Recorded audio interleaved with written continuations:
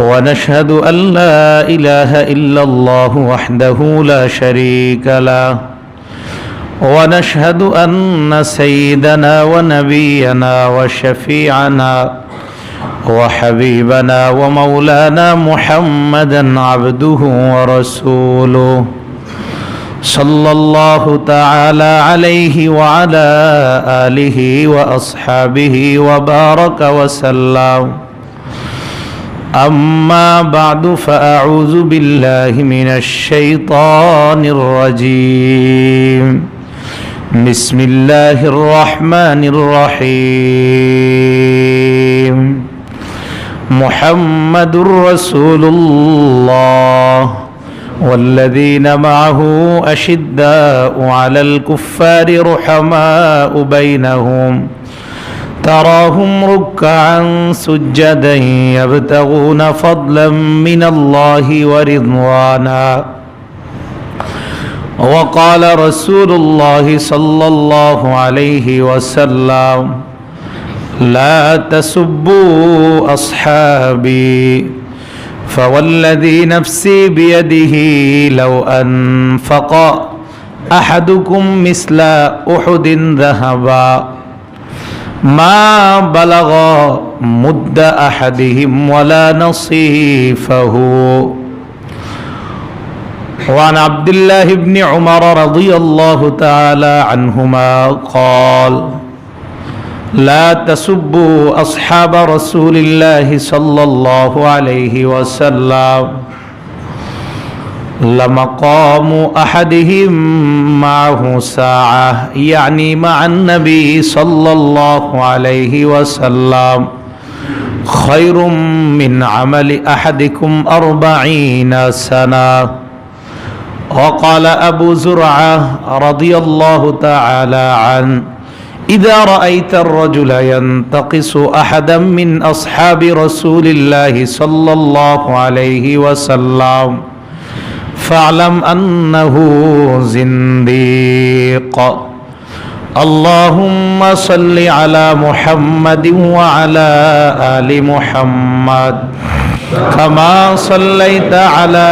إبراهيم وعلى آل إبراهيم إنك حميد مجيد اللهم بارك على محمد وعلى آل محمد كما باركت على إبراهيم وعلى آل إبراهيم إنك حميد مجيد سبحانك لا علم لنا إلا ما علمتنا إنك أنت العليم الحكيم الحمد لله আল্লাহ পাক রব্বুল আলামিনের দরবারে লাখো কোটি শুকরিয়া।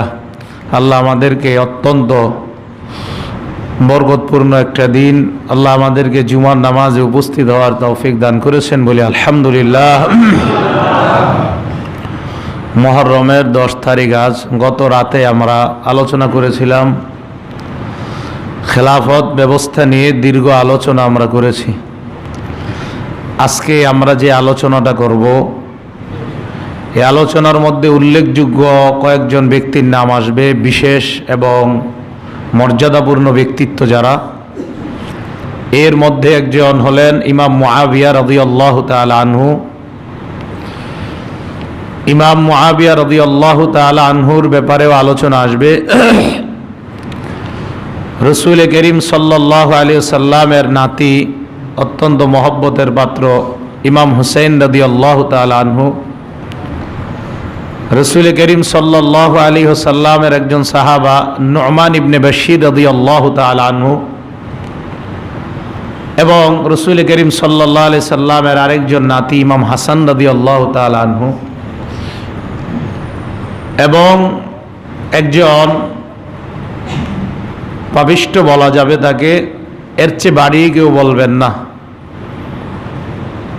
ইয়াজিদ, যিনি ইমাম মুআবিয়া রাদিয়াল্লাহু তাআলা আনহুর ছেলে। ভয়ঙ্কর কোনো শব্দ বেশি না বলা, ওলামায়ে কেরাম এবং মুহাদ্দিসিনে কেরাম যেহেতু বলেন নাই, এই জন্য পাপিষ্ঠ বলা যায়। আরেকজনের নাম আসবে ওবাইদুল্লাহ ইবনে জিয়াদ।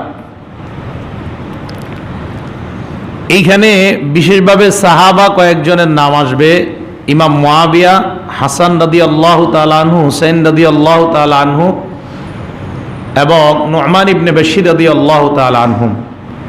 ইতিহাসের মধ্যে ওনারা ঢুকে যাবেন। সর্বপ্রথম আপনাদের সামনে আমি স্পষ্ট করতে চাই, রাসূল করিম সাল্লাল্লাহু আলাইহি সাল্লামের সাহাবা, যেই কোনো সাহাবার ব্যাপারে আমাদের অন্তরে সামান্যতম কোনো প্রকার শত্রুতা বিদ্বেষ পোষণ করা যাবে না। বুখারী এবং মুসলিম শরীফের হাদিস, আবু সাঈদ খুদরি রাদিয়াল্লাহু তাআলা আনহু থেকে বর্ণিত, রাসূল করিম সাল্লাল্লাহু আলাইহি ওয়াসাল্লাম ইরশাদ করেন, লা তাসুব্বু আসহাবি। স্পষ্ট ভাষায় নবীজি বলে দিয়েছেন, আমার সাহাবাদেরকে তোমরা গালি দিবা না। লাউ আন্না আহাদাকুম আনফাকা মিসলা উহুদিন যাহাবা। তোমাদের কেউ যদি উহুদ পাহাড় পরিমাণ স্বর্ণ আল্লাহর রাস্তায় দান করে, তোমাদের কেউ যদি উহুদ পরিমাণ স্বর্ণ, উহুদের পাহাড়টা, এই উহুদ পরিমাণ স্বর্ণ যদি কেউ দান করে, প্রস্থে 10 মাইল উহুদ পাহাড়টা, উপরে 2.5 মাইল, এই 10 মাইল ব্যাপী আর উঁচু হবে 2.5 মাইল, এই পরিমাণ যদি স্বর্ণ কেউ দান করে, এটা কি অনেক বড় একটা দান না? তো নবীজি বলেন, মা বালাগ, এত দান করার পরেও ওই ব্যক্তি পুষতে পারবে না মুদ্দা আহাদিহিম ওয়ালা নসিফাহু, আমার কোন সাহাবার কাছাকাছি অথবা তার অর্ধেকের সমপর্যায়ে পুষতে পারবে না। নবীজির এক একজন সাহাবার এত দাম। রাসূল করিম সাল্লাল্লাহু আলাইহি সাল্লামের সাহাবা আব্দুল্লাহ ইবনে উমর রাদিয়াল্লাহু তাআলা আনহুমা থেকে বর্ণিত, তিনি বলেন, লা তাসুব্বু আসহাবা রাসূলিল্লাহি সাল্লাল্লাহু আলাইহি ওয়াসাল্লাম। তোমরা রাসূল করিম সাল্লাল্লাহু আলাইহি সাল্লামের সাহাবাদেরকে গালি দিবা না। কেন? লামাকামু আহাদিহিম মাআহু সাআতান, ইয়ানি মা নবী সাল্লাল্লাহু আলাইহি ওয়াসাল্লাম। সাহাবাদের একজনের নবীজির সাথে সামান্য সময় অতিবাহিত করাটা, কোন একজন সাহাবা নবীজির সাথে সামান্য সময় অতিবাহিত করা, খায়রুম মিন আমালি আহাদিকুম 40 সানা, তোমরা 40 বছর ইবাদত করলে যেই সওয়াব, এর চাইতে নবীর সাথে এক মুহূর্ত কাটানো বেশি সওয়াব। তাহলে রাসূল করিম সাল্লাল্লাহু আলাইহি সাল্লামের সাহাবাদেরকে কোনো অবস্থাতে গালি দেওয়া যাবে না। হযরত আবু যুরআ রাদিয়াল্লাহু তাআলা আনহু বলেন, ইযা রাআইতা আর-রাজুলা ইয়ানতাকিসু আহাদাম মিন আসহাবি রাসূলিল্লাহি সাল্লাল্লাহু আলাইহি ওয়াসাল্লাম, যদি তুমি দেখো কোন ব্যক্তি নবীজি সাল্লাল্লাহু আলাইহি সাল্লামের সাহাবার সামান্যতম সম্মান হানি করে, ফাআলাম, তুমি জেনে রাখো, আন্নাহু জিন্দিক, এই লোকটা জিন্দিক। বলেন নাউজুবিল্লাহ। তাহলে নবীজির সাহাবার সামান্যতম সম্মান হানি করাটা, এটা জিন্দিক।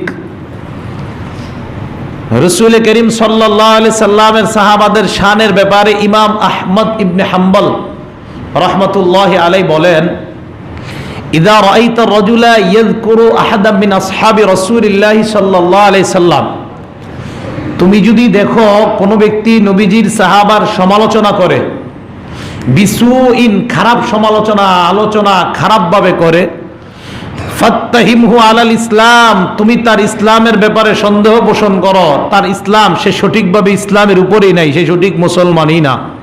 ইমাম আহমদ বলেন, তাহলে নবীজি সাল্লাল্লাহু আলাইহি সাল্লামের কোন সাহাবার ব্যাপারে আমরা সামান্যতম কোনরূপ খারাপ ধারণা অন্তরে পোষণ করা যাবে না, মুখ দিয়ে বলাও যাবে না। কথাটা কি বুঝাইতে পারছি?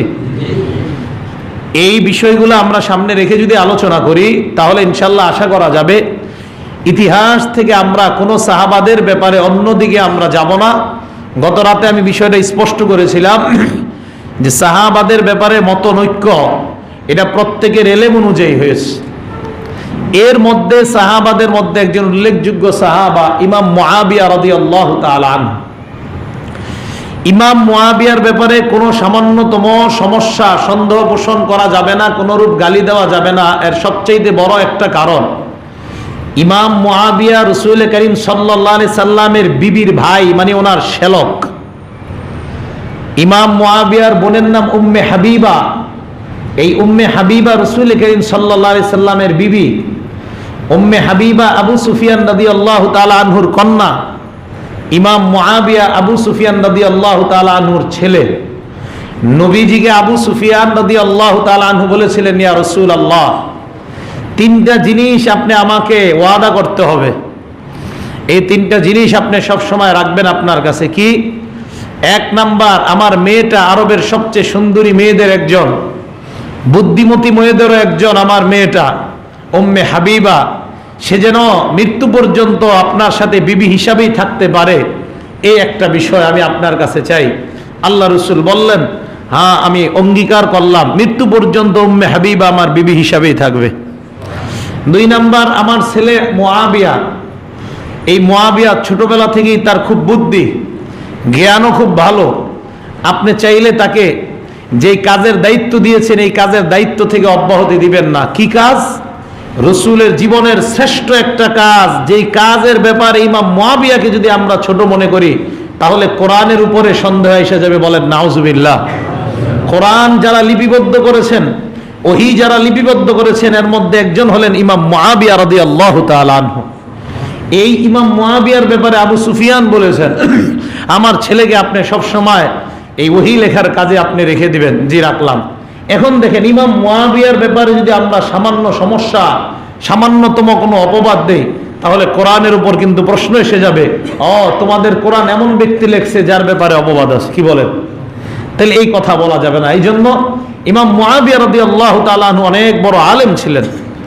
আব্দুল্লাহ ইবনে আব্বাস রাদিয়াল্লাহু তাআলা আনহু, যাকে এই উম্মতের মুফাসসিরিনে কেরামদের সর্দার বলা হয়, এই আব্দুল্লাহ ইবনে আব্বাস রাদিয়াল্লাহু তাআলা আনহু ইমাম মুআবিয়ার ব্যাপারে বলেছেন, ইন্নাহু ফাকিহ। ইমাম মুআবিয়াকে বলেছেন উনি একজন ফকিহ।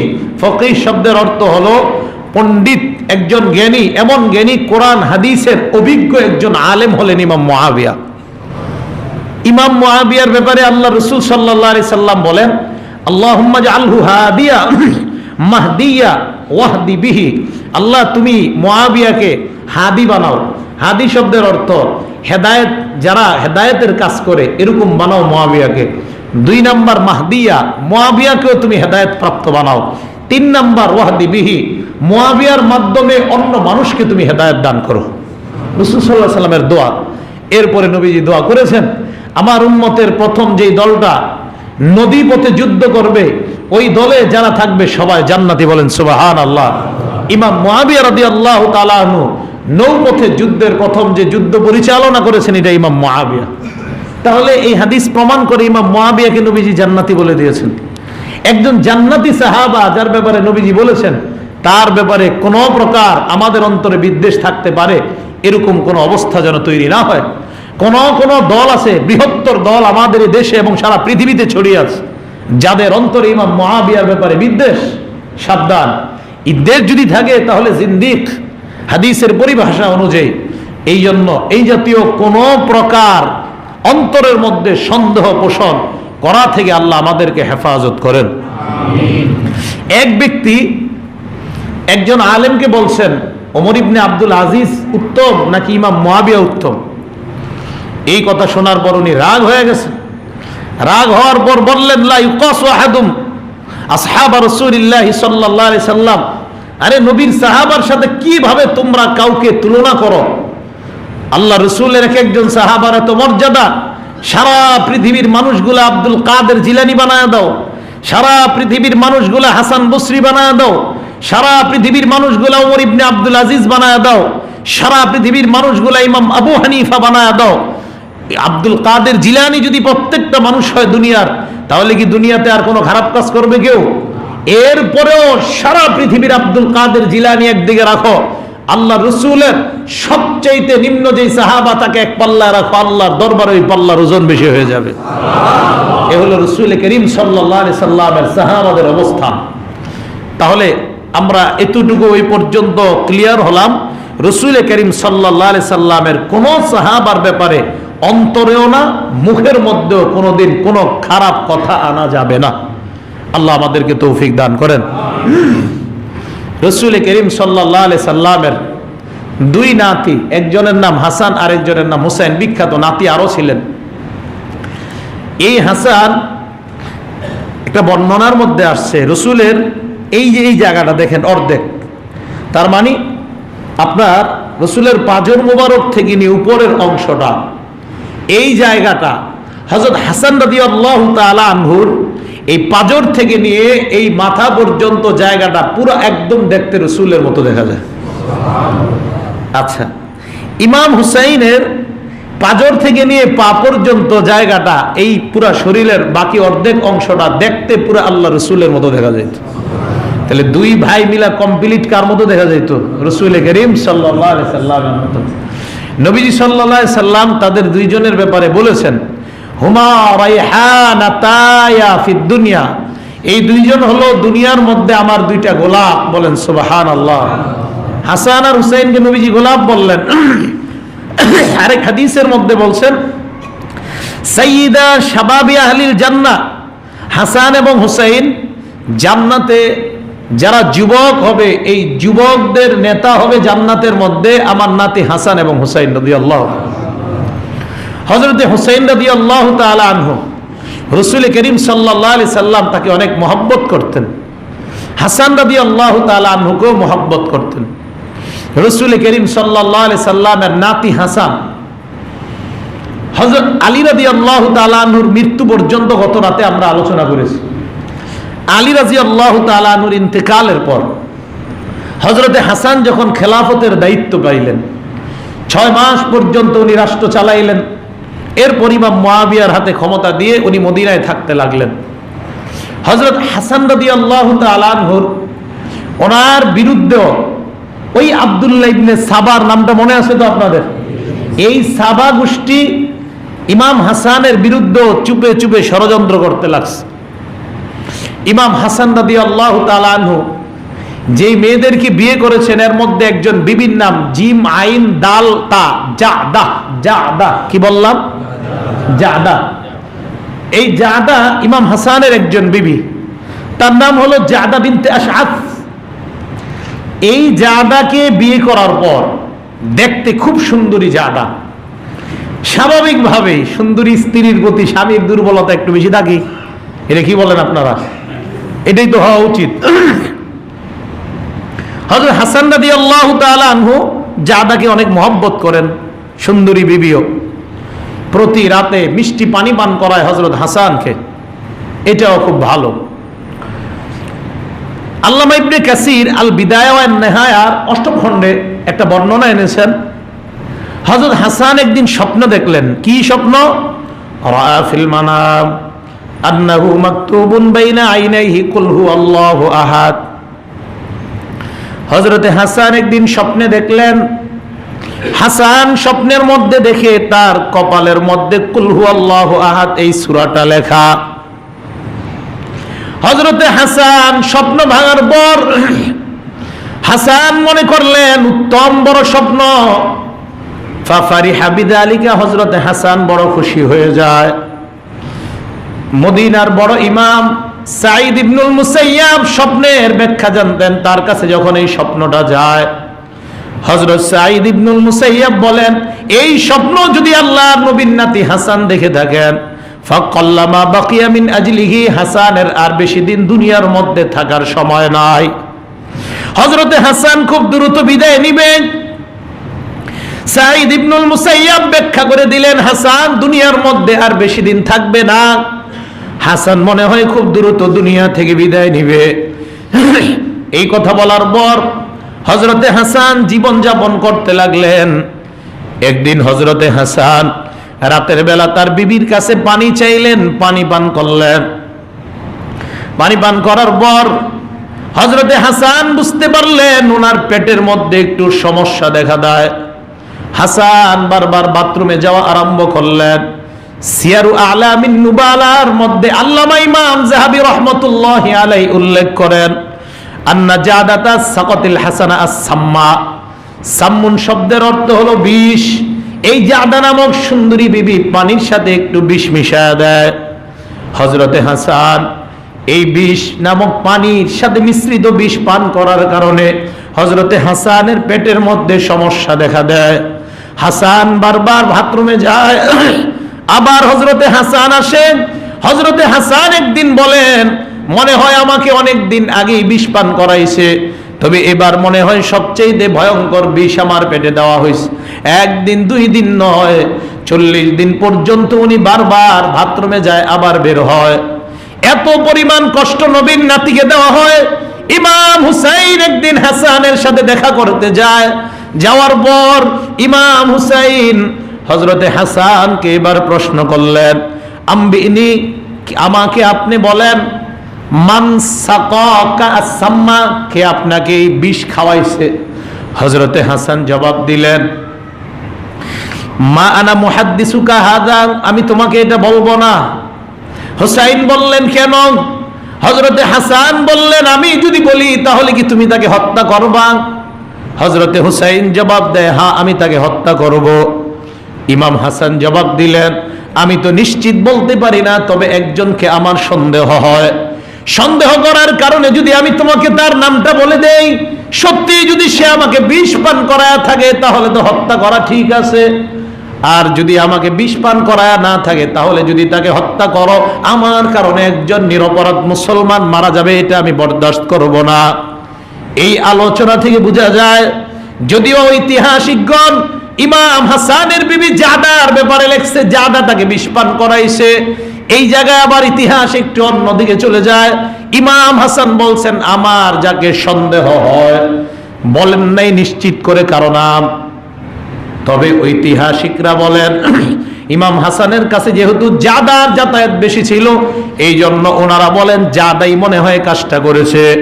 তার মানে ইতিহাসে জাদার নামটা সন্দেহমূলক, নিশ্চিত না। শিয়ারা এই জায়গায় নিশ্চিতভাবে লিখে দেয়, কয় শত্রুতা ছিল, এমন ছিল, তাই বিষ পান করাইছে। আমাদের মুসলমানদের বিশ্বাস হলো সন্দেহ পোষণে আমরা কাউকে নিশ্চিতভাবে কিছু বলি না। কি বলেন? বিষ পান করাইছে। ইমাম হাসান বললেন, আমার সন্দেহ একজনকে। শিয়ারা এই জায়গায় ডাইরেক্ট বলে দিছে, না, সেই পান করাইছে, অথচ যাকে পান করাইছে উনি বলেন আমার সন্দেহ হয়। ইমাম হুসাইনকে বলেন নাই নামটা। তাহলে এই জায়গা থেকে দেখেন আমরা কি বুঝি, হুসাইনকে যেহেতু নাম বলে নাই, এই জন্য ইমাম হুসাইন রাদিয়াল্লাহু তাআলা আনহু নিশ্চিতভাবে শনাক্ত করতে পারে নাই। হ্যাঁ, ইতিহাস থেকে আরেকটু পর্যালোচনা যদি আমরা করি, ইমাম হাসান বলেন, আমাকে যে বিষ পান করাইছে মরণ পর্যন্ত তার অবস্থা বড় ভয়ঙ্কর হবে, এই কথাটা বলছেন। জনগণ দেখলেন ইমাম হাসানের মৃত্যুর পর তার এই বিবি জাদার অবস্থা বেশি একটা ভালো ছিল না, মরণ পর্যন্ত কষ্ট পাইতে পাইতে মারা গেছে। এই জন্য এইখান থেকে ওলামায়ে কেরাম এবং মুহাদ্দিসিনে কেরাম বলেন, তার মানে জাদাই বিষ পান করাইছে। কথাটা বুঝে আসছে তো? ইমাম হাসান যেহেতু বলছে আমাকে যে বিষ পান করাইছে, মরণ পর্যন্ত সে অনেক কষ্ট পাবে, এই কথাটা বলছে। তাহলে আমরা এই কে বিষ পান করাইলেন, এই জায়গায় ইমাম হাসানের কথার উপর আমরা থাকব। উনি বলেছেন, আমাকে যে বিষ পান করাইছে আমার সন্দেহ হয়, আমি তার নাম বলবো না, আর যদি বলি, যদি নিশ্চিত হয় তাহলে তো হলো, নিশ্চিত না হলে কোনো নিরপরাধকে আমি হত্যা করব না। আরেকটা বিষয় থেকে আমরা স্পষ্ট হলাম, ইমাম হাসান বলেছেন আমাকে যে বিষ পান করাইছে মরণ পর্যন্ত তার অবস্থা বেশি ভালো হবে না। তো দেখা গেছে উনি ইন্তেকালের পর এই জাদার হালাতটা বেশি ভালো হয় নাই। অনেকে এইখান থেকে ধারণা করে নিয়েছে তা জাদাই হযরতে হাসানকে বিষ পান করাইছে। কথাটা মনে থাকবে তো? হযরতে হাসান মারা গেলেন, শহীদ হয়ে গেলেন। ইমাম হুসাইন রাদিয়াল্লাহু তাআলা আনহু বড় কষ্ট পাইলেন। হযরত ইমাম হুসাইনকে হাসান ওসিয়ত করে গেলেন, হুসাইন, আমার শহীদ হওয়ার পর, আমি মারা যাওয়ার পর সাবধান, আমাকে কেন্দ্র করে তুমি কোনো রক্তপাত করবা না। হযরতে হুসাইন আসলেই কোনো রক্তপাত অন্তত এই ঘটনাকে কেন্দ্র করে ঘটায় নাই। এই দিক দিয়ে আমিরে মুআবিয়া রাদিয়াল্লাহু তাআলা আনহু, যিনি তখন ইসলামী জাহানের খলিফা, ইমাম মুআবিয়া মৃত্যু সজ্জায় মারা যাবে যাবে অবস্থা। ইমাম মুআবিয়া চিন্তা করলেন আমার পরের খলিফা আমি কাউকে বানাবো। হযরত ইমাম মুআবিয়া নেতৃত্বের ক্ষেত্রে অনেক এগিয়ে ছিলেন। আব্দুল্লাহ ইবনে ওমর বলেন মা রাআইতু বাদা রাসূলিল্লাহি সাল্লাল্লাহু আলাইহি ওয়াসাল্লাম আসওয়াদা মিন মুআবিয়া, আল্লাহর নবীর পর মুআবিয়ার চাইতে অধিক যোগ্য নেতা আমি আর কাউকে দেখি নাই। আব্দুল্লাহ ইবনে ওমর বলেন আল্লাহর নবীর পর মুআবিয়ার চাইতে অধিক যোগ্য নেতৃত্বের আর কাউকে আমি দেখি নাই। একজন বললেন আপনার বাবা ওমরও না, হয় আমার বাবা ওমর মুআবিয়ার চাইতে উত্তম, ভালো দিক দিয়ে উত্তম, তবে নেতৃত্বের দিক দিয়ে আমি মুআবিয়াকে বেশি নাম্বার দিব। এটা আব্দুল্লাহ ইবনে ওমরের বক্তব্য। আর এই বক্তব্য মানে এটাই শিওর না যে ওমরের চাইতে ইমাম মুআবিয়ার নেতৃত্ব গুণ বেশি হওয়া জরুরি। আমি এগুলো এই জন্য বলতেছি, দেখেন যে ইমাম মুআবিয়া কোন অংশে কম ছিলেন না, নেতৃত্বে উনি কম ছিলেন না।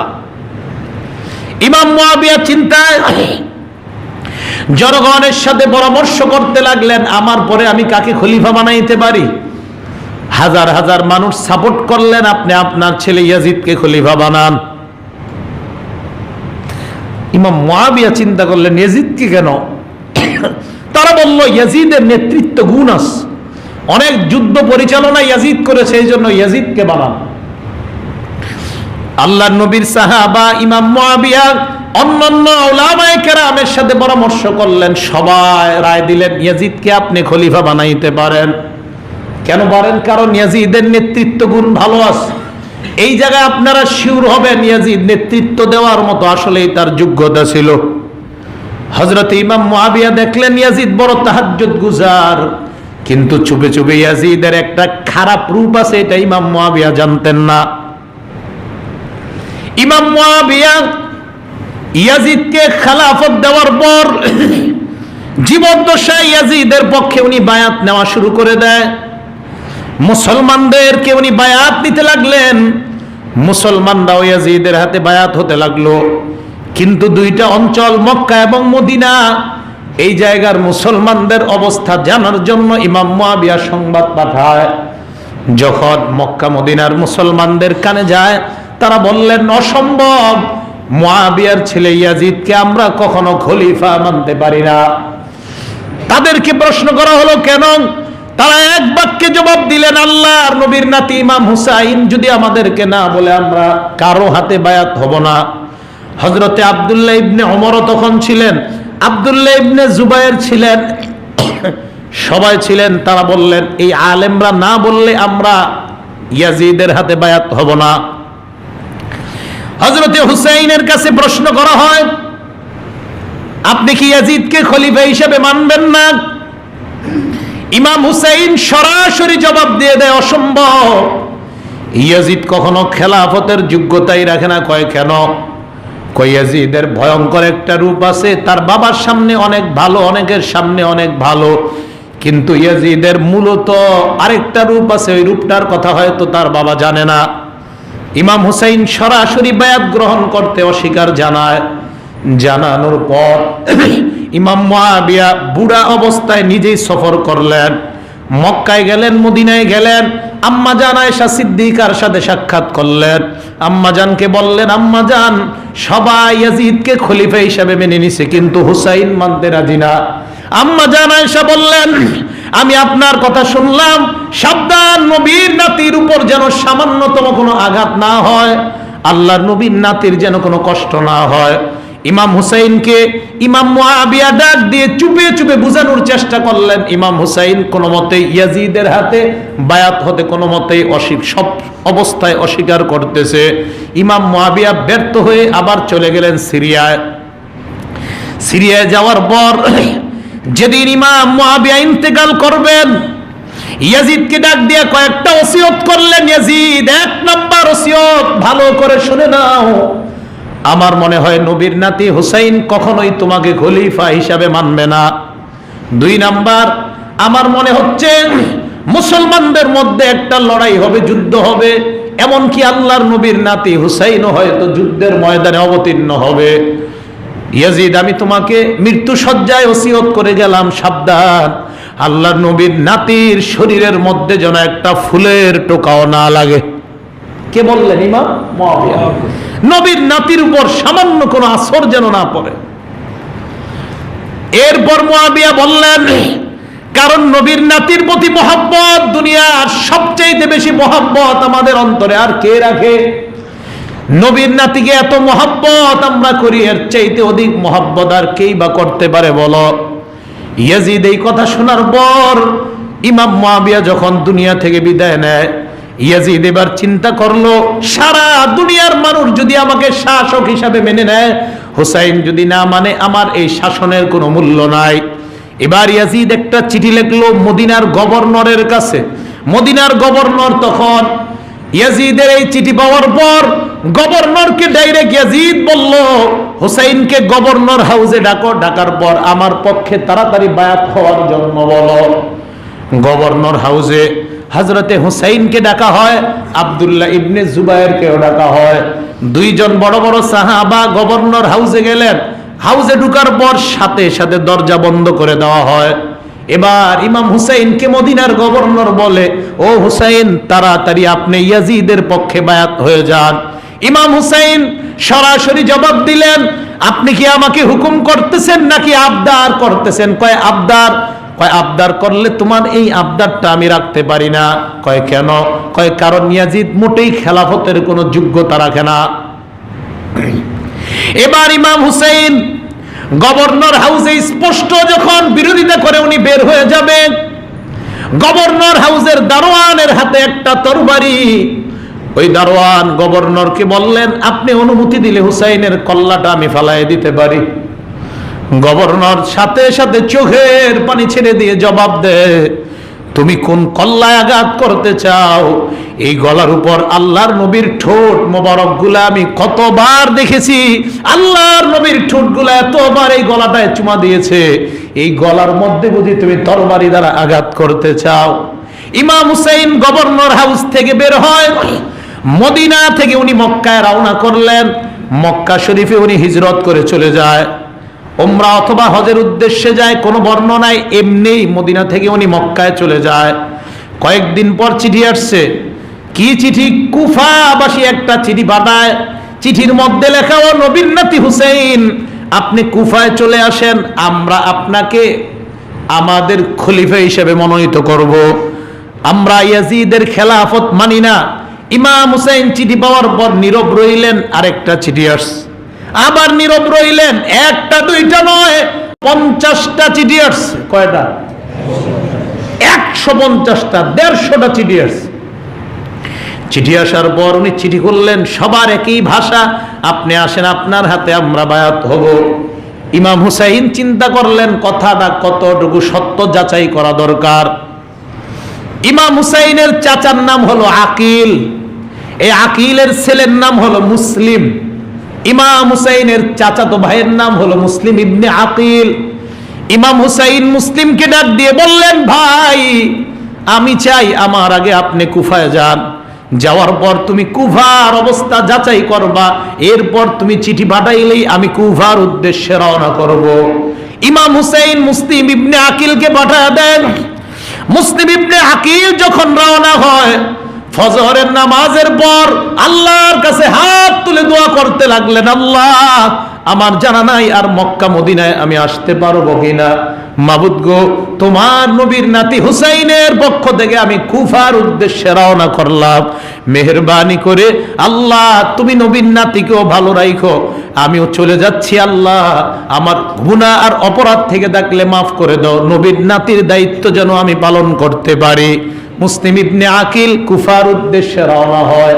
রওনা হওয়ার পর যেই মাত্র কুফায় পৌঁছলেন, হাজার হাজার মানুষ তাকে অভ্যর্থনা দেওয়ার জন্য আসছে। আপনি কি নবীর নাতি হুসাইন? কয় না না, আমি হুসাইন না, আমি হুসাইনের চাচাতো ভাই মুসলিম। কেন আসছেন? আমাকে পাঠাইছে আপনাদের অবস্থা যাচাই করার জন্য। আচ্ছা, তার মানে আপনি হুসাইনের প্রতিনিধি? কয় হ্যাঁ। হাজার হাজার মানুষ হুসাইনের পক্ষে মুসলিম ইবনে আকিলের হাতে বায়াত হতে লাগলো। তার মানে কি বোঝা যায় ইতিহাসের এতটুকু অংশে? কুফার জনগণ হুসাইনের অনুকূলী। ইমাম হুসাইনের কাছে মুসলিম ইবনে আকিল চিঠি পাঠায়, ভাই, আপনি এবার রওনা করতে পারেন, কোনো সমস্যা নাই। কুফার জনগণ আপনাকে খলিফা হিসাবে মানার জন্য সবাই রেডি আছে। ইমাম হুসাইন চিঠি পেয়ে গেলেন। মুসলিম ইবনে আকিল কুফায় যাওয়ার পর সর্বপ্রথম যার বাড়িতে আশ্রয় নিলেন, লোকটার নাম হলো মুখতার আস-সাকফি। মুখতার কার বাড়িতে? মুখতার আস-সাকফি। সাকফি মনে রাখা দরকার নাই, মুখতার মনে রাখেন। মুখতারের বাড়িতে উনি আশ্রয় নিলেন। মানুষ তার হাতে বায়াত হয়। ইমাম হুসাইন এবার প্রস্তুত হলেন কুফায় রওনা করার জন্য। পথিমধ্যে একের পর এক সাহাবারা বাধা দেয়। আব্দুল্লাহ ইবনে ওমর বললেন, এ নবীর নাতি হুসাইন, আমার মনে হয় কুফায় যাওয়া আপনার জন্য ঠিক হবে না। ইমাম হুসাইন বললেন, ও নবীর সাহাবা আব্দুল্লাহ ইবনে ওমর, আমি আপনার কথা বুঝতে পারছি, তবে আমি কুফায় যাবই। এবার আরেকটু সামনে গেলেন, আরেকজন সাহাবা বাধা দিলেন। আল্লাহর নবীর নাতিকে বললেন, নবীর নাতি, মেহেরবানি করে কুফায় যাবেন না, কারণ কুফার জনগণ আপনার বাবা আলীর সাথে গাদ্দারি করছে। আমাদের মনে হয় আপনার সাথেও কুফার জনগণ গাদ্দারি করবে। ইমাম হুসাইন সামনে চললেন। আরেকজন আয়েশা বললেন, ও নবীর নাতি হুসাইন, মেহেরবানি করে আপনি কুফায় যাবেন না। একবার দুইবার নয়, 5 বার 6 বার সাহাবারা বারবার ওনাকে বাধা দিলেন, আপনি কুফায় যাবেন না। সর্বশেষ যিনি বাধা দেয়, ইমাম হুসাইন তাকে একটা জবাব দিলেন, আল্লাহর নবীর সাহাবাদের দল, আমি জানি আমাকে আপনারা অনেক মোহাব্বত করেন, এই জন্য আপনারা আমাকে কুফায় যেতে নিষেধ করতেছেন। ভালো করে জেনে নেন, আমি কুফায় শুধুমাত্র স্বপ্নে আমার নানাকে দেখছি, একটা কথা আমাকে বলছে, আমার নানার ওই কথাটা বাস্তবায়ন করার জন্য আমি কুফার উদ্দেশ্যে রওনা করলাম। কই কি স্বপ্ন? কয়টা বলা যাবে না। ইমাম হুসাইন শহীদ হওয়ার আগ পর্যন্ত এই স্বপ্নটা বলে নাই। আল্লাহ জানে এটা কি স্বপ্ন। কি বলছে? ইমাম হুসাইন নিশ্চিত যাই না ফেলছে আমি শহীদ হব। এরপরে উনি বললেন, নানার একটা স্বপ্ন আছে, শুধু ওই স্বপ্নটা বাস্তবায়ন করতে আমি কুফায় যাচ্ছি, অন্য কোনো কারণে না। তো এই স্বপ্নটা কি? এই ব্যাপারে সবাই নীরব, কেউ বলতে পারে না কি স্বপ্ন, উনিও বলে নাই। তো উনি না বললে আমরা কি বলবো বলেন? উনি বলছে একটা স্বপ্ন। কি স্বপ্ন? উনি বলে নাই, বলছে এটা বলা সম্ভব না। আল্লাহ জানে নবীজি কি স্বপ্ন হোসাইনকে দেখাইছেন। হোসাইন গেলেন। মুসলিম ইবনে আকিল মুখতারের বাড়িতে যখন বায়াত নেওয়া শুরু করলেন, ইতিমধ্যে কুফার গভর্নর যিনি ছিলেন তখন, তার নাম নু'মান ইবনে বাশির রাদিয়াল্লাহু তাআলা আনহু। কুফার গভর্নর নু'মান ইবনে বাশিরের কাছে ইয়াজিদ চিঠি পাঠাইলো, একটা লোক নাকি হুসাইনের পক্ষে কুফায় বায়াত নিতেছে, আপনি কি করতেছেন? নু'মান ইবনে বাশির মুসলিম ইবনে আকিলকে বারবার বোঝানোর চেষ্টা করলেন এবং বললেন, আপনি এই কাজ থেকে বিরত থাকেন। মুসলিম ইবনে আকিল মুখতারের বাড়িতে থাইকা এরপরও তার কাজ চালাইতে লাগলেন। নু'মান ইবনে বাশির যেহেতু নবীর সাহাবা, অত কঠোর হন নাই। ওই দিক দিয়া ইয়াজিদ চিন্তা করলো, কি ব্যাপার, এখনো পর্যন্ত আমার পক্ষে হুসাইন বায়াত হয় না, ঘটনাটা কি? কুফা থেকে এক লোক চুপি চুপি ইয়াজিদের কাছে একটা চিঠি লিখছে, অবস্থা খারাপ, আপনার হালাত বেশি একটা ভালো না। ইয়াজিদ এই চিঠি পাওয়ার পর বসরার গভর্নর ওবায়দুল্লাহ ইবনে জিয়াদকে কুফার গভর্নর বানায়া দিলেন। ওবায়দুল্লাহ ইবনে জিয়াদকে বললেন, তুমি কুফায় চলে যাও। কুফায় যাওয়ার পর নু'মান ইবনে বাশিরকে অপসারণ করে তুমি কুফার গভর্নর হবা। তোমার ইচ্ছার বিরোধিতা যে করবে তার ফয়সালা হবে তরবারি। ব্যাস বলে দিলেন। ওবায়দুল্লাহ ইবনে জিয়াদ কুফায় রওনা করছে। কুফার জনগণ ইমাম হুসাইনের অপেক্ষায় আছে। কুফার গভর্নর হাউসের সামনে রাস্তার দুই পাশে বিশাল বড় এক সিরিয়াল, নবীর নাতিকে স্বাগত জানাবে। নবীর নাতি আসছে, সবাই মনে করছে আসলে আসছে ওবায়দুল্লাহ ইবনে জিয়াদ। সবাই বলতেছে, মারহাবান বিইবনি রাসূলিল্লাহ, মারহাবান বিহাফিদি রাসূলিল্লাহ, নবীর নাতিকে স্বাগতম, নবীর নাতিকে স্বাগতম। আসলে এটা নবীর নাতি না। ওবায়দুল্লাহ ইবনে জিয়াদ যখন ঢুকতেছে, মেজাজটা মনে মনে খারাপ, চেহারাটা সুন্দর, কারণ এখন মেজাজ যদি খারাপ দেখায় তাহলে তো খবর আছে। ওবায়দুল্লাহ ইবনে জিয়াদ গভর্নর হাউসের সামনে যাওয়ার পর নু'মান ইবনে বাশির দরজা লাগায়া দিস, কারণ উনিও জানছে হোসাইন নাকি আসছে, কিন্তু দেখে নাই উনি। বাহির থেকে ওবায়দুল্লাহ ইবনে জিয়াদ রাগে আওয়াজ দিয়ে বলল, নোমান, আমি হুসাইন না, আমি ওবায়দুল্লাহ। তোমাকে অপসারণ করা হয়েছে, আমাকে নতুন গভর্নর বানানো হয়েছে। জনগণ দৌড় সব। কারে আমরা নবীন নাতি ভাবলাম? ওবায়দুল্লাহ ইবনে জিয়াদ কুফার গভর্নর হাউসের এখন গভর্নর হয়ে গেছে। নোমান ইবনে বাশিরকে অপসারণ করা হলো। ওবায়দুল্লাহ ইবনে জিয়াদ সর্বপ্রথম কয়েকজন সিআইডি নিযুক্ত করলো। মুসলিম ইবনে আকিলকে কোথায় পাওয়া যায় সেখান থেকে ধরে আনবা। মুসলিম ইবনে আকিলের কানে এই কথা যাওয়ার পর, কার বাড়িতে আছে মুসলিম? আপনারা ইতিহাস ভুলে গেলে কিন্তু সর্বনাশ। ক্লাস চলতেছে আমাদের একটা, এই জায়গায় সব মনে রাখতে হবে। আমি কষ্ট করে বলবো, আপনারা চুপচাপ থাকবেন, এটা হবে না। মুখতারের বাড়িতে আছে মুসলিম। মুসলিম ইবনে আকিল এই কথা জানার পর মুখতারের বাড়ি থেকে উনি চলে গেলেন হানি ইবনে উরওয়ার বাড়িতে। কি নাম বললাম আরেকটা? উরওয়া। ওনার বাড়িতে যাওয়ার পর উনি ওখান থেকে চুপে চুপে আবার কাজ শুরু করলেন। এই দিক দিয়ে ওবায়দুল্লাহ ইবনে জিয়াদ সিআইডি বিভিন্ন ভাবে তালাশ করতেছে, মুসলিম ইবনে আকিলকে খুঁজে পাওয়া যাচ্ছে না। সর্বশেষ যেদিন দায়িত্ব দিছে যে এরপরে আর খুঁজবো না, যা হওয়ার হইছে, সর্বশেষ কয়েক হাজার রুপি দিয়ে একটা লোককে সে নির্ধারণ করলো, তুমি বিভিন্ন মসজিদে যাইবা, যাওয়ার পর তুমি নিজেকে মুসলিম ইবনে আকিলের একজন ভক্ত হিসাবে পরিচয় দিবা। ওই লোক কুফার বিভিন্ন মসজিদে মসজিদে যাওয়া শুরু করছে। যাওয়ার পর বিভিন্ন মসজিদে গিয়ে খালি বলতে লাগে, আমি হুসাইনের ভক্ত, আমি মুসলিম ইবনে আকিলের ভক্ত, তাকে একটু দেখতে চাই। তো কেউ বিশ্বাস করে না।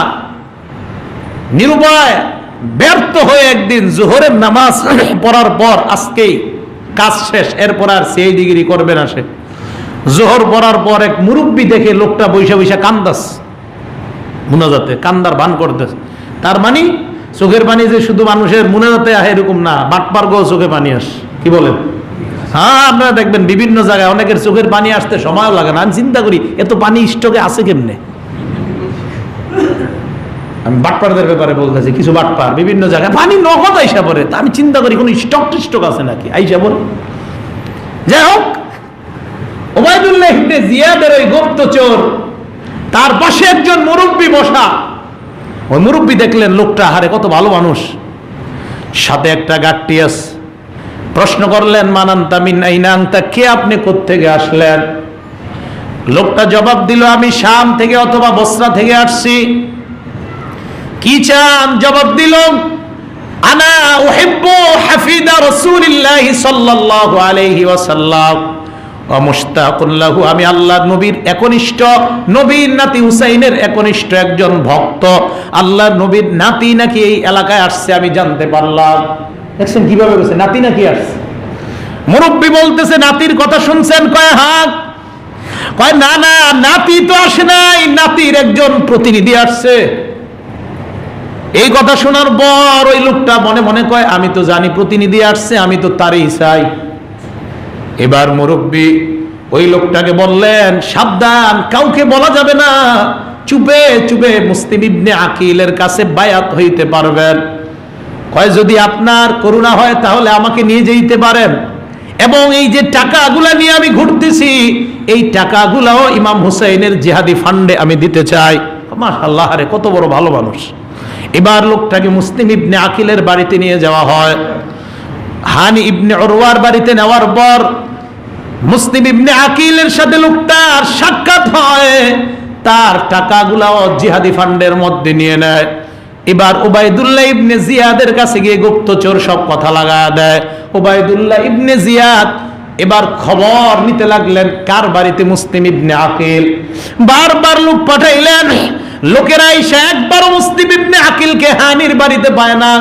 ওবায়দুল্লাহ ইবনে জিয়াদ একদিন নিজেই গেলেন হানি ইবনে উরওয়ার বাড়িতে। হানি ইবনে উরওয়া তখন অসুস্থ। ডাক দিয়ে বললেন, কি ব্যাপার? কয় আমি অসুস্থ। আরে গভর্নর, আপনি কেন আসলেন? কয় তোমাকে দেখার জন্য আসলাম। গভর্নর বারবার এদিক সেদিক তাকায়, অন্য অপরিচিত কোনো মানুষকে দেখা যায় না। তখন মুসলিম ইবনে আকিল পাশের রুমেই আছে। ওবায়দুল্লাহ ইবনে জিয়াদ তার বাড়ি থেকে চলে আসছে। একজনকে পাঠাইছে, হানি সত্যি করে বলো তোমার বাড়িতে নাকি মুসলিম ইবনে আকিল আছে। এবার তাকে গভর্নর হাউসে ডাকা হয়, ডাকার পর চাপ সৃষ্টি করার পর স্বীকার করে, কয় হ্যাঁ আমার বাড়িতে আছে। গভর্নর হাউসের ভিতরে তাকে প্রচুর প্রহার করা হয়। মুসলিম ইবনে আকিলের কানে এই সংবাদ যাওয়ার পর হাজার হাজার সৈন্যবাহিনী নিয়ে কুফার গভর্নর হাউসটা মুসলিম ইবনে আকিল ঘেরাও করছে। প্রথমে ওনার সাথে প্রায় 4000 সৈন্য, কোন বর্ণনায় আরো বেশি আছে। এক পর্যায়ে ওবাইদুল্লাহ ইবনে জিয়াদ লক্ষ্য করলো আমার অবস্থা বড় খারাপ, কি করা যায়? হুসাইনের সাথে যে মানুষগুলো আছে এই দলের নেতাদেরকে ডাকা দরকার। হযরতে হুসাইনের সাথে দেখলো কারা কারা আছে, ওই এলাকার প্রত্যেক মুরব্বী ব্যক্তিকে তারা ডাকলো। ওবাইদুল্লাহ ইবনে জিয়াদ মুরব্বী ডাকার পর বলল, আপনার এলাকার লোকেরা হুসাইনের সাথে আছে, যদি আপনি তাদেরকে বাধা দেন এমন এমন টাকা পয়সা দেওয়া হবে।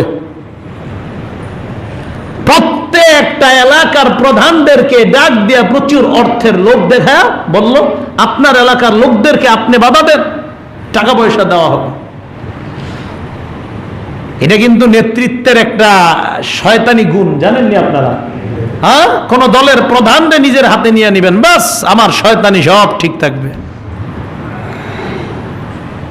প্রত্যেক গোত্রের প্রধানদের টাকার বিনিময়ে কিনে নিস যে আপনি বাধা দেন। প্রত্যেক গোত্রের লোকেরা বেরিয়েছে, বেরোয়ার পরে বলতেছে, আমার গোত্রের কারা কারা আছো এইখানে মুসলিম ইবনে আকিলের সাথে? তোমরা যদি এখান থেকে না যাও তোমার বাবার এই সমস্যা হবে, মায়ের এই সমস্যা হবে। মুসলিম ইবনে আকিল হঠাৎ পিছনে তাকায়া দেখে লোক আছে আর 30 জন। কয়জন? হ্যাঁ, 30 জন। এবং আপনাদেরকে নিয়ে জিহাদের ময়দানে বের হওয়ার পর আল্লাহ জানে পিছনে তাকাইলে কি আলাপ হয়। তো 30 জন দেখার পর মাগরিবের নামাজ পড়ছে উনি, মাগরিব পড়ার পর দেখে আছে 10 জন। একটু পরে উনি সামনে অগ্রসর হলেন, অগ্রসর হয়ে দেখে আছে 4 জন। আবার সামনে চলতে লাগলেন। মুসলমান হাসির কথা নয়, সত্যের পথ থেকে মানুষ টাকার বিনিময়ে কিভাবে পিছনে সরে যায়। এবার মুসলিম পিছনে তাকায় দেখলেন উনি ছাড়া ওনার আশেপাশে আর কেউ নাই। মুসলিম ইবনে আকিল কুফার অলিতে গলিতে দৌড়াইতে লাগলেন, কোথায় যাবে কোনো জায়গা নাই। যাইতে যাইতে একটা মুরব্বী মহিলা দরজার সামনে বসা, মহিলার নাম জাওয়াত, কোন বর্ণনায় তাওয়া, কোন বর্ণনায় জাওয়াত। ওই মহিলা দরজার সামনে তার ছেলের জন্য অপেক্ষা করতেছে। মুসলিম ইবনে আকিল যাওয়ার পর মহিলা তার দিকে তাকা বললেন, কি ব্যাপার, তুমি কেন এইভাবে পেরেশান? ওই মহিলাটাকে মুসলিম ইবনে আকিল বললেন, মা আগে 1 গ্লাস পানির ব্যবস্থা করেন, এরপর কথা বলবো। মুসলিম ইবনে আকিল পানি চাইলেন, মহিলা পানি নিয়ে আসছে। পানি পান করার পর এবার মহিলা বলল, বলো তোমার কি পরিচয়? কয় আমার নাম মুসলিম। কার তোমার নাম কি? মুসলিম ইবনে আকিল। কয় হ্যাঁ, আমার ছেলের নাম বেলাল। আমার বেলাল তো তোমার দলের মুজাহিদ বাহিনী হয়ে লড়াই করার জন্য গেছে, তাহলে আমার বেলাল কোথায়? মুসলিম ইবনে আকিল পুরা বিস্তারিত বললেন, আমার সাথে যারা ছিল সবাই পলায়ন করছে।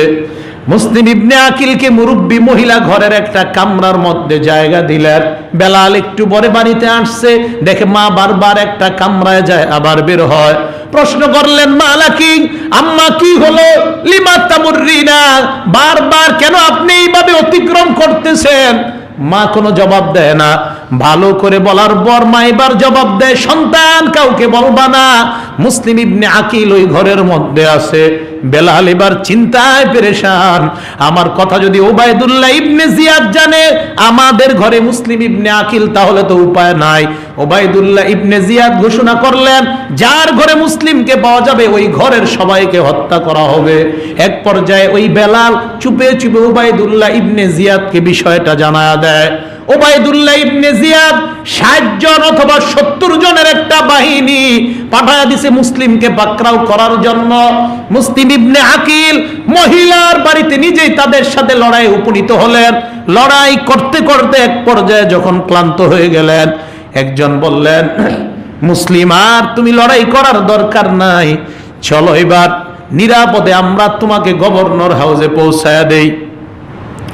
মুসলিম ইবনে আকিলকে সওয়ারির উপর উঠায়, তরবারিটা ছিনে নেওয়ার পর মুসলিম ইবনে আকিল ওই জায়গায় ইমাম হুসাইনের একটা ভক্ত পাইছে, তাকে কানে কানে বলে দিলেন, তুমি ইমাম হুসাইনকে তাড়াতাড়ি জানায়া দাও, কুফাবাসী আল্লাহর নবীর নাতির সাথে গাদ্দারি করছে, হুসাইন যেন কুফায় না আসে।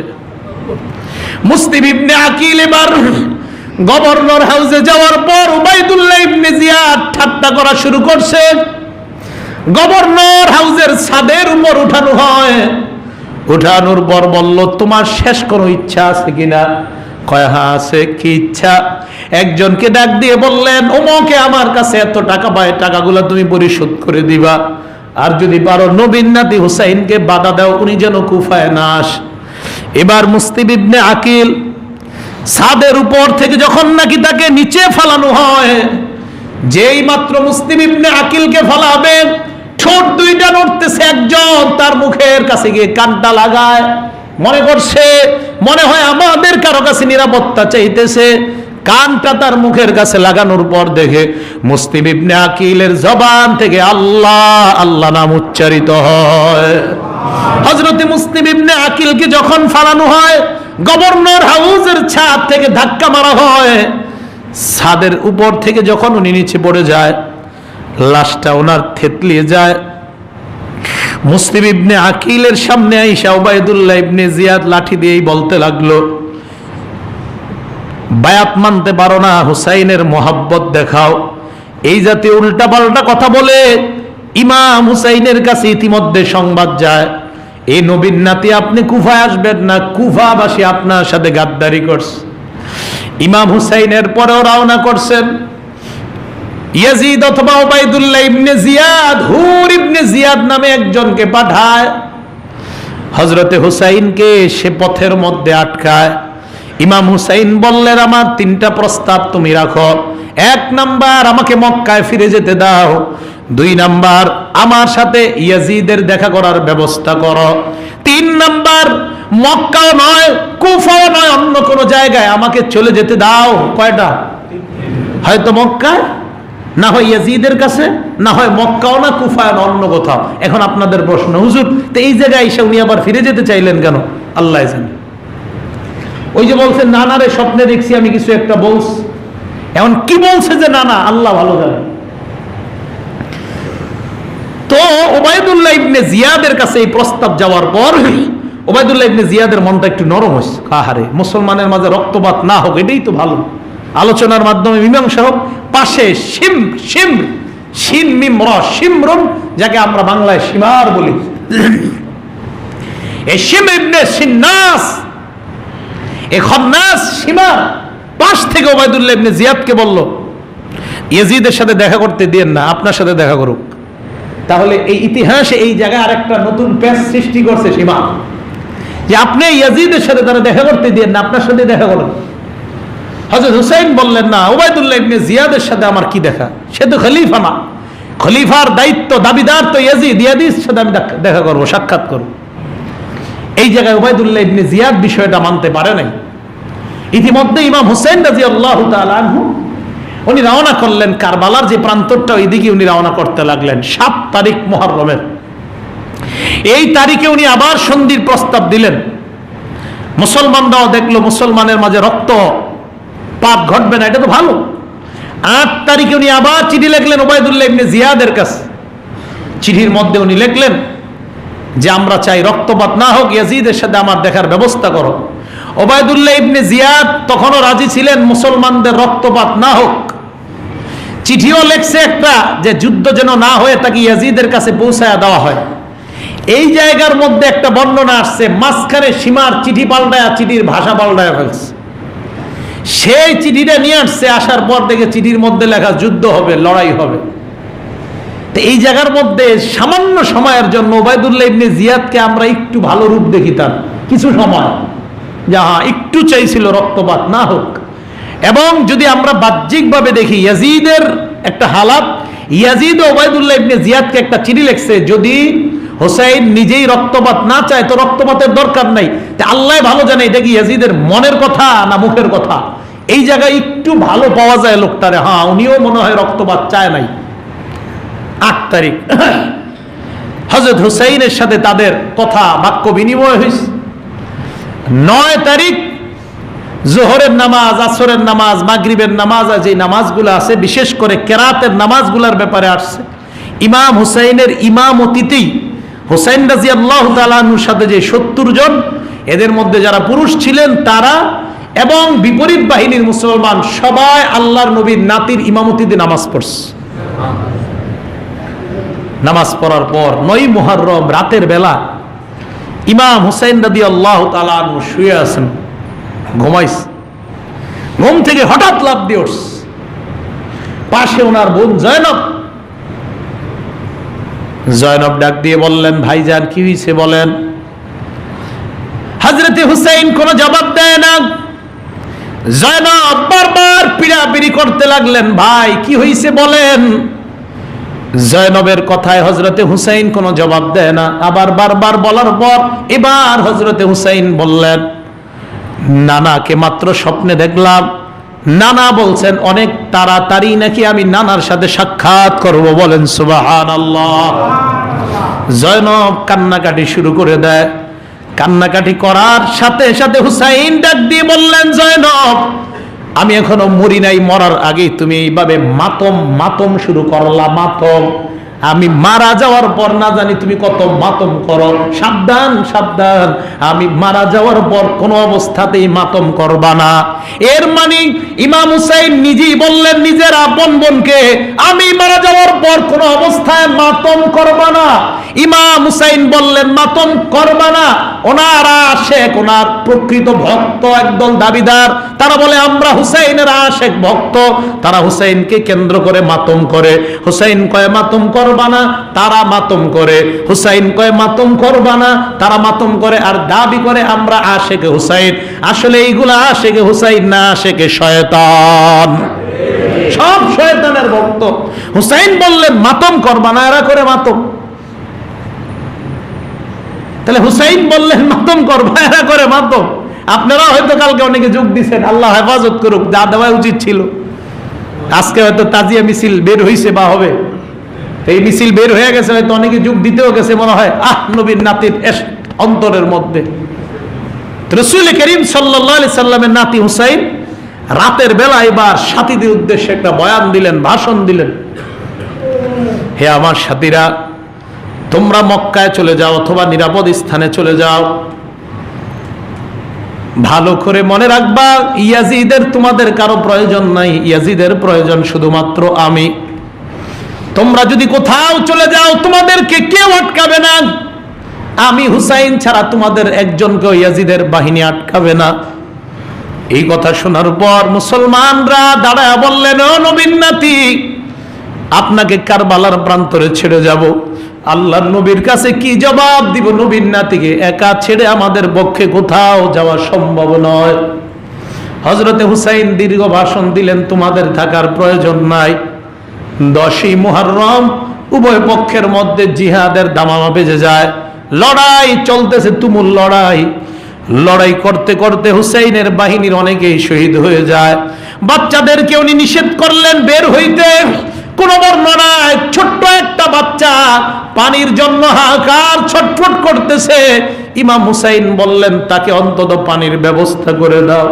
তারা বলল সামান্যতম পানির ব্যবস্থা হবে না। এক বর্ণনায় ওই বাচ্চাটা শরীরের উপর তীর দিয়ে আঘাত করা হয়। ইমাম হুসাইন বাচ্চাটা আকাশের দিকে উঠায় বলেন, আল্লাহ, এই যে শিশু সন্তান তোমার কাছে আমি ধরে রাখলাম, কিয়ামতের ময়দানে এই রক্তের বিচার আমি তোমার কাছে চাই। হযরতে হুসাইন রাদিয়াল্লাহু তাআলা আনহু একাই ময়দানে লড়াই করতে লাগলেন। বিপরীত পক্ষের অনেক সৈন্যদের সাক্ষ্য, হুসাইন যখন একা লড়াই করতেছিলেন আমাদের কাছে মনে হলো 1000 যোদ্ধার শক্তি নিয়ে ইমাম হুসাইন তার সাথে লড়াই করতেছে। হযরতে হুসাইন সামনের দিকে চললেন। লড়াই করতে করতে এক পর্যায়ে হযরতে হুসাইন বসে গেলেন। শরীরের মধ্যে 33টা বা 32টার মতো বর্ষার আঘাত লাগছে। 40টার উপরে তীরের আঘাত আর তরবারির আঘাত, পুরো শরীর জর্জরিত। ইমাম হুসাইন তরবারিটা এইভাবে নিয়ে নিচের দিকে তরবারিটা এইভাবে করে বসে আছে। বিপরীত পক্ষের কেউ সাহস করে না সামনে আসার জন্য। সবাই দাঁড়ায় আছে, তরবারি কিন্তু সবার হাতে, কেউ হত্যা করবে এই সাহস করে না। একজন আরেকজনকে বলল, যাও তার কল্লাটা ফেলে দাও। যাকে বলছে উনি জবাব দিছে, আমার পক্ষে সম্ভব না। আমি অসংখ্যবার দেখছি নবীর ঠোঁট মোবারক এই গলায় কতবার লাগছে এর কোনো সন্দেহ নেই, এর সংখ্যাও আমার জানা নাই, এতবার লাগছে নবীর ঠোঁটটা। সীমার পাশে দাঁড়ানো, সীমার দেখলো বিপরীত পক্ষের মাইন্ডসেট একটু পরিবর্তন হয়ে যাচ্ছে। হুসাইনের প্রতি কেমন যেন সবার একটু মোহাব্বত ভাব। একজনের হাত থেকে তরবারি টানে নেওয়ার পর সে সহ আরো কয়েকজন হযরতে হুসাইনের কল্লা বরাবর আঘাত করে দেয়, দেহ থেকে মাথাটা আলাদা করে দেয়। হযরতে হুসাইনের নিথর দেহটা ওখানে পড়ে আছে। এক বর্ণনায় আসছে, রাতের বেলা আব্দুল্লাহ ইবনে আব্বাস স্বপ্নে দেখলেন আল্লাহর নবী দৌড়ায়, নবীর হাতে একটা বোতল। আব্দুল্লাহ ইবনে আব্বাস বলে, ইয়া রাসূলুল্লাহ, অনেকদিন পর আপনার সাথে আমার সাক্ষাৎ হলো। আল্লাহর নবী কয়, ও আব্বা ইবনে আব্বাস, তোমার সাথে এখন কথা বলার আমার কোনো সময় নাই। ইবনে আব্বাস বললেন, কেন? কয়, জানো না আমার নাতির উপর কতটা অত্যাচার করা হচ্ছে, আমি নবী বড় চিন্তিত। কোথায় যান? কয়, নাতির একটু রক্ত প্রয়োজন, স্বপ্নে বোতলের মধ্যে আমি রক্ত ধরতে চাই। কিয়ামতের ময়দানে আল্লাহর কাছে আমি বলবো আমার নাতি হকের পথে ছিল, এরপরেও কেন আমার নাতিকে শহীদ করা হলো, আল্লাহর কাছে আমি বিচার চাই। হযরতে হুসাইনের দেহটা থেকে মাথা আলাদা করে, এক বর্ণনায় এই পাপিষ্টরা কি করছে, দেহটা একটা উটের সাথে বাইদা পুরা মাঠে মাঠে ঘুরাইছে, আর মাথাটা ইয়াজিদের কাছে নিয়ে গেছে। ইয়াজিদ তরবারি দিয়ে মাথাটা এমন করছে, কি ব্যাপার, বায়াত গ্রহণ করো নাই, বুঝো কি মজা, এইভাবে ঠাট্টা করতেছে। ইয়াজিদের বিবি বড় ভালো মানুষ ছিল, বিবি পাশ থেকে বলল, আপনার অন্তর কি কাঁপে না নবীর নাতির সাথে এরকম আচরণ করতে? তো ইয়াজিদ পরে অনেক দয়া দেখাইছে হুসাইনের পরিবারের প্রতি, যারা ছিল তাদেরকে খুব আপনার যত্নের সাথে মক্কায় পৌঁছে দিছে। এই ব্যাপারে ওলামায়ে কেরাম বলেন, এটা কি তার মনের দয়া ছিল না মুখ দেখানো? কারণ ইয়াজিদ বড় চিন্তায় পড়ে গেছে, ঘটনা ঘটানোর পর টেনশনে পড়ে গেছে, সর্বনাশ, এখন না জানি কি হয়। এরপরে এই ইমাম হুসাইনের হত্যায় যারা জড়িত ছিল সবগুলার অবস্থা বড় ভয়ঙ্কর হয়েছে এবং সবগুলা ভয়ঙ্কর ভাবে দুনিয়া থেকে বিদায় নিচ্ছে। হযরত হুসাইন রাদিয়াল্লাহু তাআলা আনহু মরণ পর্যন্ত যে বিষয়টা প্রতিষ্ঠা করে গিয়েছেন, বাতিলের সামনে সামান্য সময়ের জন্য মাথা নত করে না। মুসলমান আমরা সেই জাতি, ইমাম হুসাইন আমাদেরকে সেই শিক্ষা দিয়ে গিয়েছেন, রক্ত দিবেন, জীবন দিবেন, অন্যায়ের সামনে মুসলমান মাথা নত করতে পারে না। এটা হলো মুসলমানের আদর্শ, নবীর নাতি আদর্শ আমাদের সামনে রেখে গিয়েছেন। আল্লাহ পাক রব্বুল আলামিন হযরতে ইমাম হুসাইনের এই ঘটনাকে কেন্দ্র করে সঠিক বিষয়গুলো যেন আমরা উপলব্ধি করতে পারি, এবং ইমাম হুসাইনের যে মূল বিষয়টা, এটা যেন অন্যদিকে আপনার বিভিন্নভাবে বিষাদ সিন্ধু নামে একটা স্কুল কলেজে হয়তো পড়ানো হয়, এটার মধ্যে আপনার প্রচুর পরিমাণে মিথ্যাচার করা হয়েছে। এই বিষাদ সিন্ধু টিন্দু এই জাতীয় কিছু পড়বেন না আপনারা। ইমাম হুসাইন রাদিয়াল্লাহু তাআলা আনহুর সহিহ ইতিহাস যদি জানতে চান, আল বিদায়া ওয়ান নিহায়া নামক কিতাব আছে আল্লামা ইবনে কাসিরের, বাংলা অনুবাদ হয়তো হয়েছে, কিনতে পারেন। অথবা আল কামিল ফি তারিখ লি ইবনে লাসির আছে একটা কিতাবের নাম, বাজারে বাংলা হয়েছে কিনা আমার জানা নাই, হয়ে থাকলে গিয়ে বলবেন ইমাম হুসাইনের শাহাদাতের অংশটা চাই, ওটা আমি ক্রয় করতে চাই। অথবা সিয়ারু আ'লামিন নুবালা একটা কিতাব আছে, এটার বাংলা অনুবাদ হয়েছে কিনা আমার জানা নাই, হয়ে থাকলে এইটার যদি হুসাইনের অংশটা পাওয়া যায় তাহলে আপনারা ক্রয় করতে পারেন। অন্যথায় এই যে বর্তমানে বাংলাদেশের আপনার বিভিন্ন বাজারে বুজারে পাওয়া যায়, সব কিনবেন না। মুফতি ফজলুল হক আমিনী সাহেব রহমতুল্লাহ আলাইহি একটা লেখছেন কারবালার শিক্ষা, এই বইটা কিনতে পারেন। মুফতি ফজলুল আমিনী সাহেব রহমতুল্লাহ আলাইহি দলিল সহকারে লেখছেন একটা কারবালার শিক্ষা, যদি কেউ পারেন এই বইটা আপনারা কিনতে পারেন। আল্লাহ পাক রব্বুল আলামিন আমাদের সকলকে যে কথাগুলো আমরা বললাম, এই কথাগুলো সঠিকভাবে অনুধাবন করে আমরা যেন আমল করতে পারি তৌফিক দান করেন। সর্বশেষ আবদার, সাহাবাদের প্রতি আমাদের কারো কোনো বিদ্বেষ আছে? অন্তরে রাখা যাবে? মুখ দিয়ে প্রকাশ করা যাবে? কেউ বললে আমরা প্রতিবাদ করব কিনা? ইনশাআল্লাহ। কেন করব হুজুর? নবীজি হাদিসে বলছে, আমার কোন সাহাবার সমালোচনা যদি কেউ করে, মুখের উপর বলো তোর উপরে আল্লাহ লানত হোক। কি বলছে নবীজি? আমার কোন সাহাবার সমালোচনা যদি কেউ করতে শোনো, মুখের উপরে বলবা তোর উপরে আল্লাহর লানত হোক, তোর উপরে আল্লাহর লানত। আল্লাহ আমাদেরকে হেফাজত করুক। একবার একটা প্রশ্ন করছে, আহমদ নামের অর্থ কি? আহমদ নামের অর্থ হলো অধিক প্রশংসাকারী। আহমদ অধিক প্রশংসাকারী। এই নাম রাখা যাবে কিনা? হ্যাঁ, রাখা যাবে। যদি রাখা যায় তবে এই নামের আগে উপরে কোনো কিছু যোগ করা যাবে কিনা? যাবে। আমি একটা বলে দিই, যে ভাই প্রশ্ন করছেন, আমি বলে দিই, আপনি এটাই রাখেন, আহমদ শফি রেখে দেন। কি বলছি বলেন তো?